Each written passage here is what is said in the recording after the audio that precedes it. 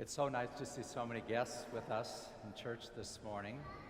One of them is Deacon Palma, who is Mark Engesser's uncle, so it's great to have him here with us. And lots of grandparents, I can tell. So if you are a grandparent of one of our First Communion kids, would you raise your hand so we could see how many of you are here? Great group, thank you. The kids love it, of course, when their grandparents come and join them on this wonderful day.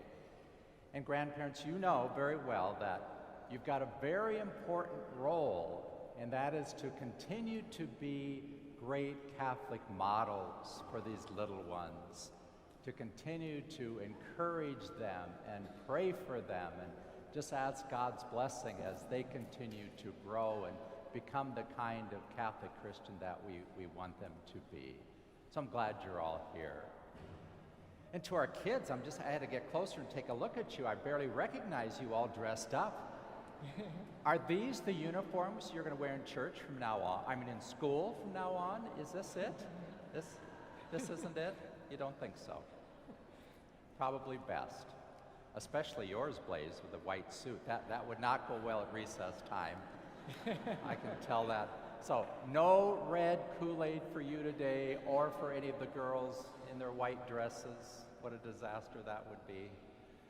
But isn't it great, kids? You've prepared for so long, and finally, this very special day is here.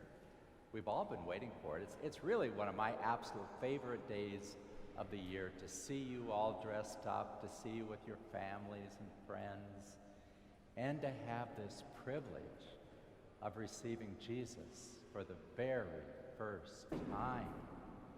You've watched your parents and some of your siblings receive for a long time, and you've been waiting, and now finally it really is your turn. And I'm so glad we have Holy Communion, the first one like this, during the Easter season, because this is our best.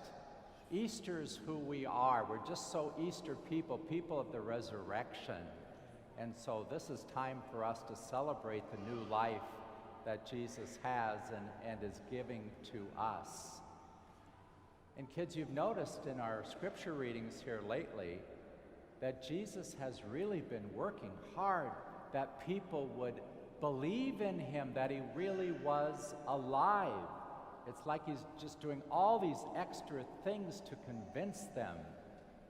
Remember the story of Thomas said, "Well, I'm not going to believe unless I see those nail marks and touch them." And then when Jesus appeared, when Thomas was there, wasn't that something? When Jesus said to him, "Well, go ahead and put your finger in those wounds if you want to. Put your hand into my side." What Thomas just couldn't believe, that there it was, but he was astounded. But he knew that this really was Jesus. And he said some very famous words as he looked. He said, "My Lord and my God." It was a statement of faith. He believed that this was Jesus raised from the dead. And I just encourage you that when we raise up the host and raise up the chalice at the time of the consecration, that you just repeat those words of Thomas and just say, "My Lord and my God," meaning I believe in you. I know this is you. And then today's gospel, again, Jesus really wanted to be with them and convince them. Can't you just picture him on that shore making that charcoal fire? He had some fish on it already, but he gave that instruction, "Put the net on this certain side of the boat and you're going to catch a lot of fish," which they did. And it always makes me think, I wish Jesus would go fishing with me someday. Tell me where to put that bait. I'd like to catch some of those fish that Peter and the others caught that particular morning. But they all got ashore. Jesus cooked that fish for them. They believed. He was alive. and he wanted to feed them and care for them. There he was in their midst. Well, I hope, not just for our class today, but for all of us, these Easter readings really enhance our faith. That we too, like Thomas, can have that moment of absolute inspiration and just know this is the Lord. He is alive with us. And kids, he's going to make a special appearance right before us this morning in the Eucharist. There he will be. So look at that and just treasure that and be grateful that this is the gift that's given to you today. And Jesus wants to feed you, not with fish today, but he wants to feed you with the Holy Eucharist, the food that will strengthen you on your journey to heaven for the rest of your lives. This is a tremendous gift that God has given to all of us.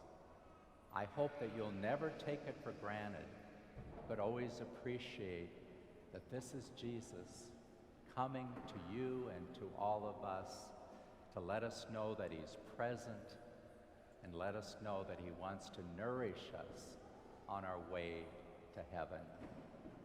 Isn't our God good to us? That this is what he gave? That this is how he wanted to strengthen us?